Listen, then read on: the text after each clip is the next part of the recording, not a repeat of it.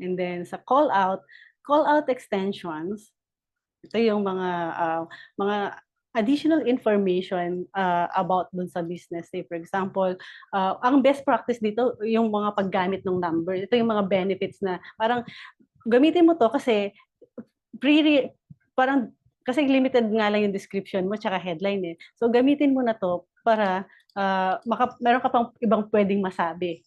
Katulad dito, 100% money back guarantee.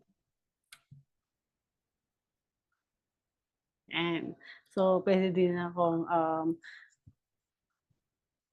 pwedeng 100% secure. Then pwede din beginner to beginner intermediate.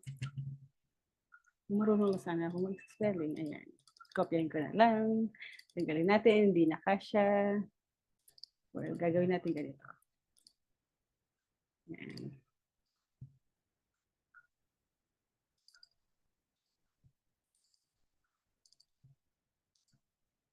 Ayan. Tapos, good best practice pala dito, huwag gumamit ng title case, sentence case lang. Ayan, meron na tayong call out extensions. So, ito yung example ng call out extension. Dito siya lilitaw, parang extended part siya ng description.